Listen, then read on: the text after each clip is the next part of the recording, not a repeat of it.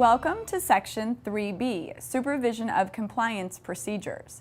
This is one of the sections included within Critical Function number 3.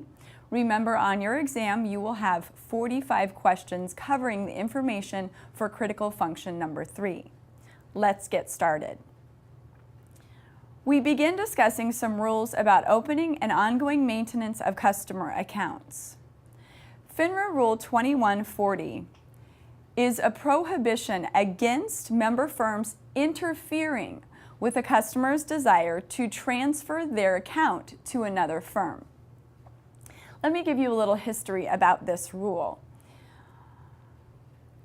So a registered rep is at a broker-dealer and decides to get a job at a new broker-dealer firm. If you think about your client list, the client list might feel like it is yours, but it isn't. It belongs to your firm.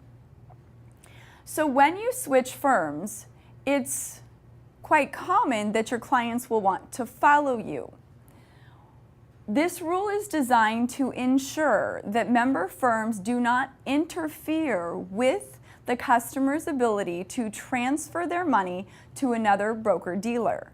However, it's very common that broker-dealers have within their employment contracts things like when a registered rep leaves the firm, they're prohibited from soliciting their previous customers for a period of time.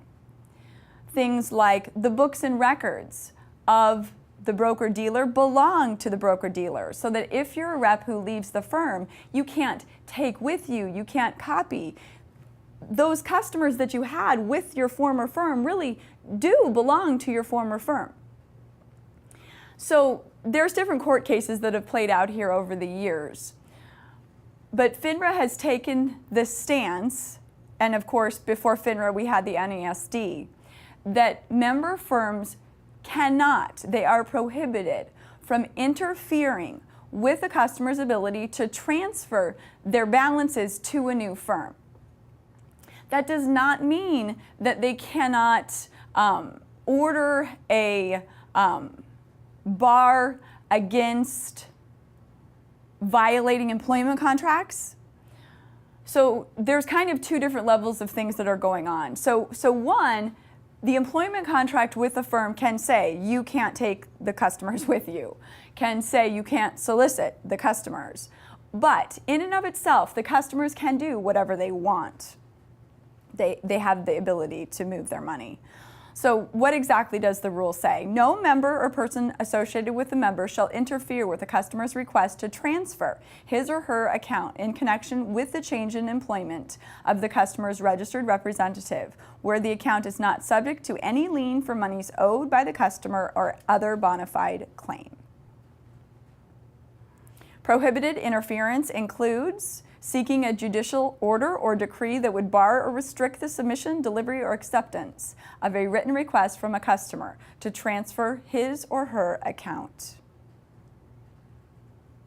So customers can transfer their accounts. The NASD wrote an interpretive material back in February of 1979, just reminding member firms that they cannot interfere with the ability for the clients to transfer their monies. But the interpretive material does not affect the ability of member firms to use employment agreements to prevent former representatives from soliciting the previous firm's customers, like I talked about. The interpretive material is limited to restricting a member from interfering with a customer's right to transfer his or her account once the customer has asked the firm to move the account. So employment disputes can still go on. The customer, however, cannot be penalized for the representative violating an employment contract. The customer always has the right to move their money, to move their accounts. FINRA Rule 2251 has to do with the forwarding of proxy and other issuer-related materials.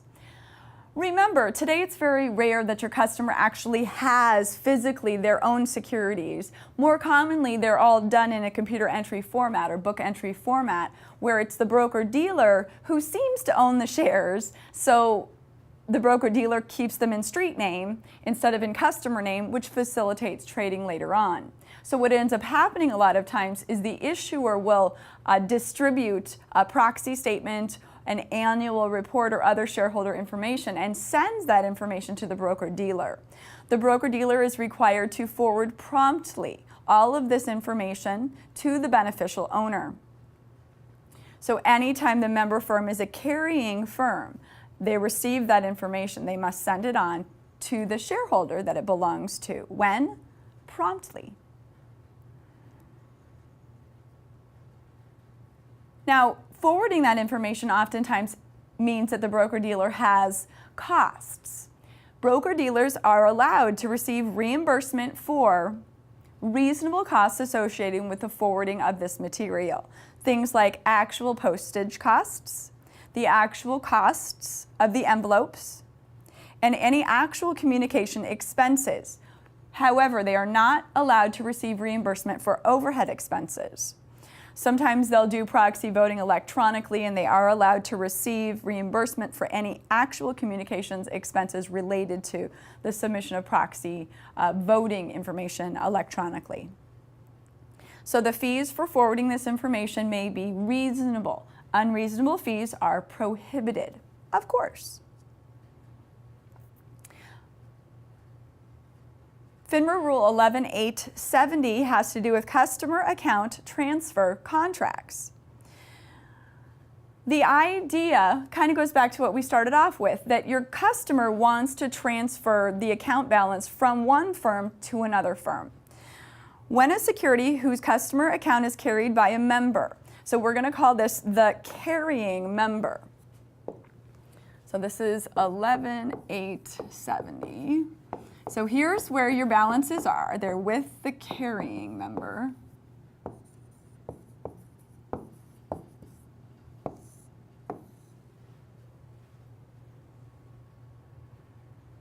When a customer wishes to transfer securities in whole or in part to another member, the other member is going to be called the receiving member. So we're going to move the money and securities to the receiving member.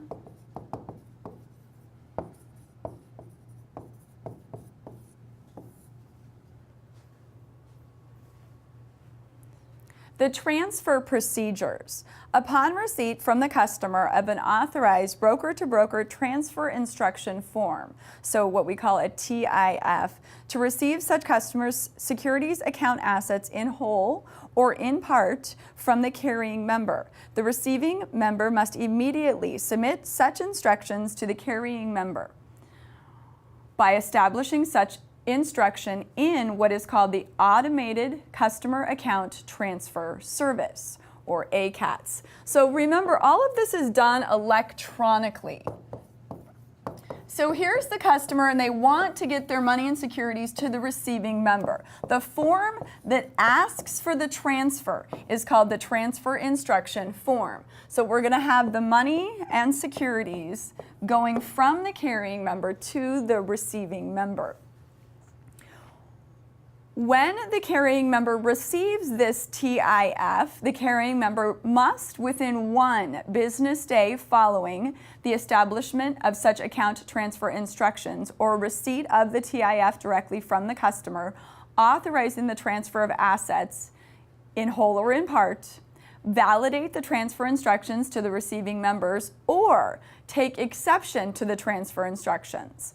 So once the carrying member gets this form TIF, they have 1 business day.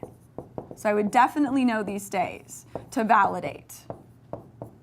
To say, yes, I do have these balances. Or to take exception, they don't have to validate it. They can take exception to the information in the form. So the Automated Customer Account Transfer Service is operated by the National Securities Clearing Corporation, and we use this ACAT system to facilitate the transfer of a customer account from one broker-dealer to another. The transfer will include things like cash, stocks, bonds, listed options. They're all done, the transfer is all done electronically. When the carrying member receives the TIF, they must validate it within 1 business day, which we already know. Once they validate the transfer instruction form, the carrying member must freeze the account. So freeze the account, cancel all open orders, and they cannot accept any new orders. No new orders can be taken. Once the carrying member has validated the TIF, how long do they have to actually complete the transfer? They have 3 business days. So 3 business days after validation to transfer.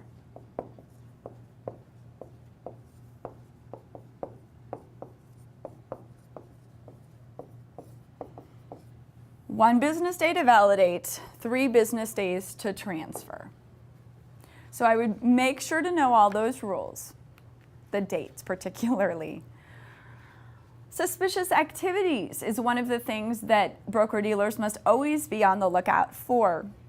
We have different rules found underneath this heading within critical function number 3. We start with FINRA Rule 2267, which is the Investor Education and Protection Rule. This rule has to do with making sure that your client knows about what is called the broker check program. All carrying member firms shall, once every calendar year, provide in writing, which may be electronic, to each customer the following items of information: the FINRA broker check hotline number, FINRA's website address, and a statement as to the availability to the customer of an investor brochure that includes information describing FINRA broker check.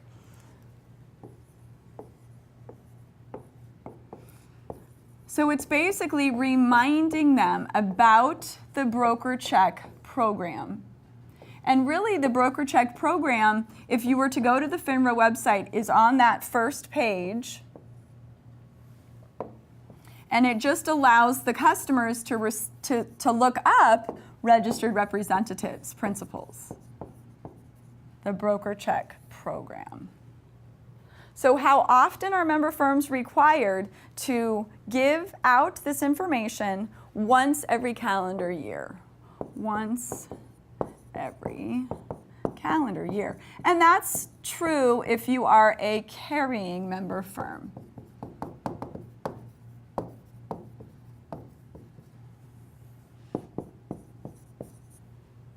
If a member whose contact with customers is limited to being an introducing member only, does not carry customer accounts, does not hold customers' funds and securities, introducing broker-dealers may furnish a customer with the information required about the broker check program at or prior to the time of the customer's initial purchase instead of every calendar year. So they don't have to do it every calendar year if they're just an introducing member firm. They do need to do it once at or prior to the time of the customer's initial purchase. So information found through broker check, information about you, the firms you work for, also information about investment advisors and investment advisor representatives. There's background reports available and links, of course, for educational tools available to investors. FINRA Rule 3250 has to do with the designation of accounts. This rule says that it is perfectly legal for a member firm to have on their books and records an account that is designated by a symbol or by a number, so long as the member has on file a written statement signed by the customer attesting to the ownership of such account. So can an account be designated by a symbol? Yes, so long as the firm has written statement saying the customer claims this symbol is theirs or number. The FACT Act of 2003. The FACT Act is under the jurisdiction of the Federal Trade Commission, and FACT stands for Fair and Accurate Credit Transactions. So the FACT Act, Fair and Accurate Credit Transactions.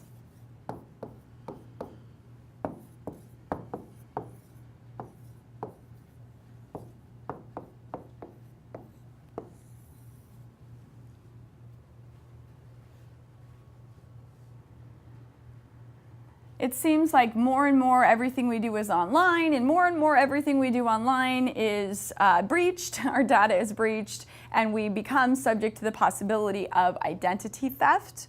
So even back when this act was first passed in 2003, this was a concern. And that is really what this Section 114 has to do with. It's making sure that financial institutions have procedures for the identification of possible instances of identity theft. So what we call these are the red flag rules. Red flag rules. So all financial institutions, and of course broker-dealers fall within that, must follow red flag rules. Broker-dealers must establish and maintain guidelines regarding identity theft with respect to account holders. Update guidelines as often as necessary. The broker-dealer must have reasonable policies and procedures for implementing the guidelines required to identify possible risks to account holders or customers, or to the safety and soundness of the institution or customers. Now, within the rule, I am going to discuss something that really is more appropriate for a credit card company. Granted, broker-dealers may have margin accounts where the client has ability to take buy securities with borrowed money, and then they can create in their margin account what's called SMA, which is excess equity, and they can use it in the form of a loan. So even though some of this rule seems like it pertains only to credit card companies, there is the requirement that financial institutions follow most of this rule anyway. You'll see, it'll make sense, I promise. When a change of address is filed, financial institutions have to verify the change of address. And the most common way, what I want you to always choose on the test, is they're going to send written notice of the change of address to the client's previous address, which always seems a little strange. But if you think about it, if somebody changes their address and you sent the change to the new address, what if it was an identity theft sort of situation? You, as the card member, would never really know, or as the financial asset holder, you would never know that a change of address had been submitted if it was sent to the new address. So confirmations for a change of address are sent to the customer's previous address, along with the procedures to follow if, in fact, the change of address was not requested by them. Now, the rule specifically at this point says that these rules must be followed if a customer submits a change of address and then in the next 30 days requests a new credit card or a replacement card. That's definitely red flag information. So you have to, before you can issue that new card, make sure that you've sent out the verification to the customer's previous address. Under the FACT Act of 2003, financial institutions shall identify patterns, practices, and specific forms of activity that indicate the possible existence of identity theft. One of the things that they must kind of look out for, a red flag, so number one is the change of address. Number two, if an account has been inactive for more than 2 years, there must be special procedures anytime a transaction occurs in that account. So it's kind of like, oh, they haven't used this account for more than 2 years, and now they're transacting in this account. There must be reasonable policies and procedures that provide for notice to be given to a consumer in a manner reasonably designed to reduce the likelihood of identity theft with respect to such account.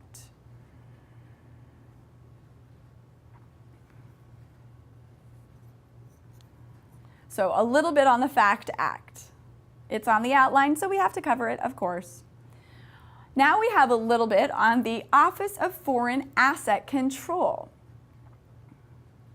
The Office of Foreign Asset Control is part of the Department of the Treasury.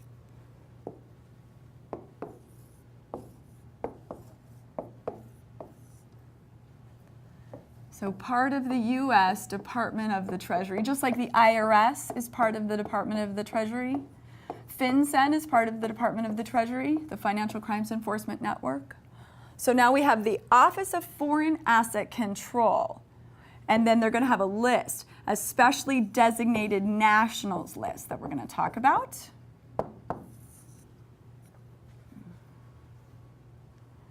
So the Office of Foreign Assets Control administers and enforces economic and trade sanctions based on U.S. foreign policy and national security goals against targeted foreign countries and regimes, terrorists, international narcotic traffickers, those engaged in activities related to the proliferation of weapons of mass destruction, and other threats to the national security, foreign policy, or economy of the U.S.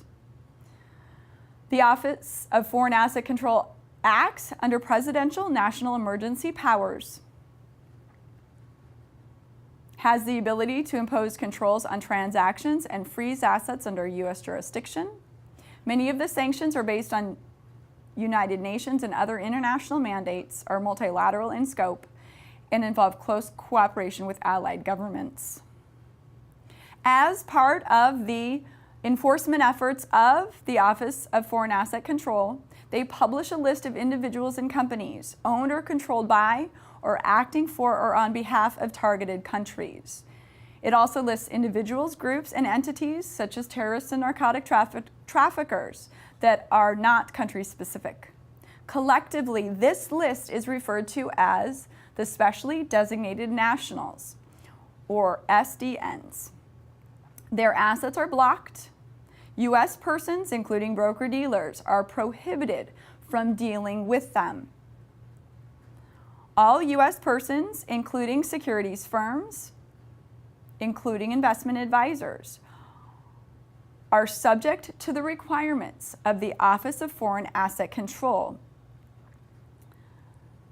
The Office of Foreign Asset Control recommends that every securities firm establish and maintain an effective Office of Foreign Asset Control compliance program.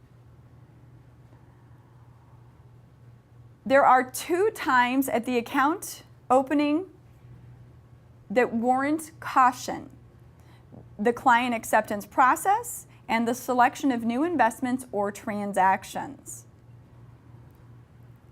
Broker-dealers are required, as well as investment advisors, prior to entering into an advisory or brokerage relationship with a client, to screen the client's identification information as well as their proposed transactions against the specially designated nationals and blocked persons list. So we say, kind of as a general rule, we're going to screen prior to opening the account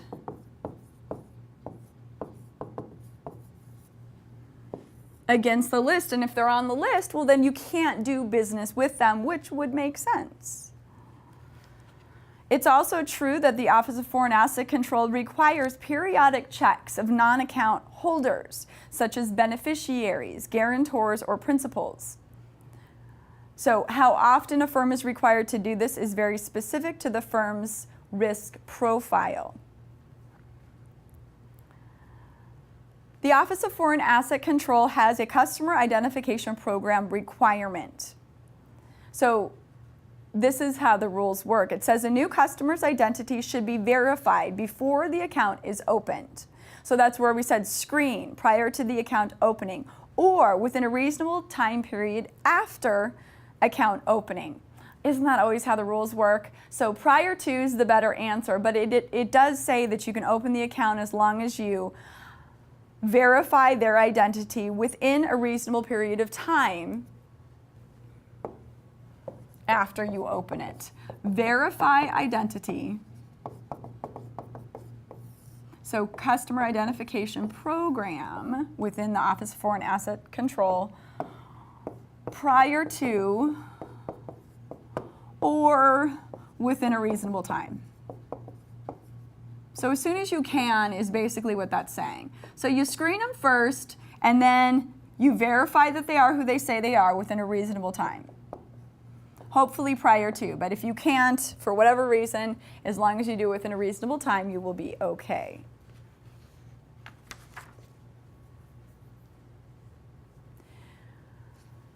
Now, it is true that if the firm, depending upon the person, some people are harder to verify their identity than others. If the identity has not been verified and the firm is not real sure, it is possible that the firm will say that certain transactions are restricted in the account until the person's identity has been verified. The least we should do is screen them against the SDN list.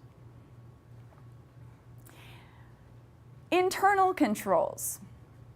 FINRA Rule 4370 has to do with the firm's what's called business continuity plan.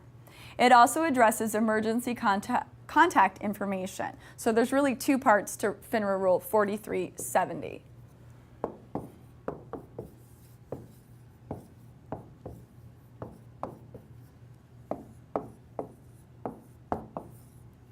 Business continuity plan.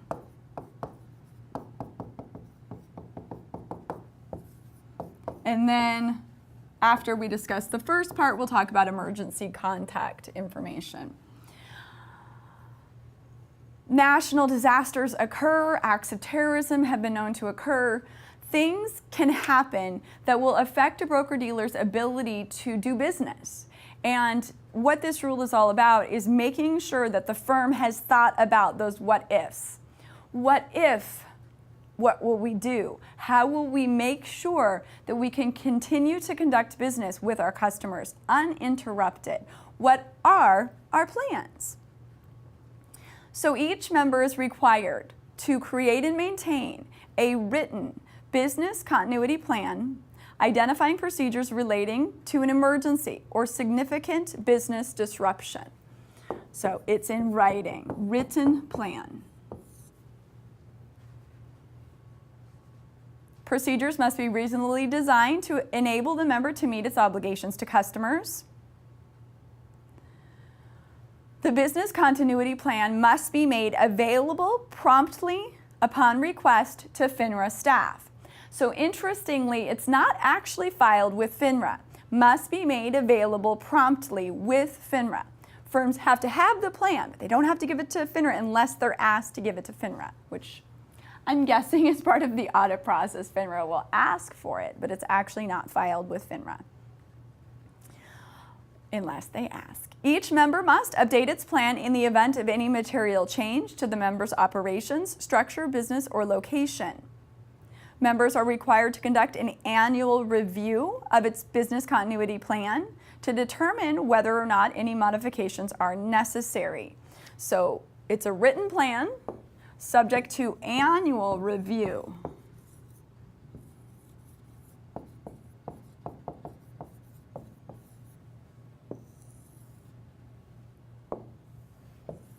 Promptly made available to FINRA upon request.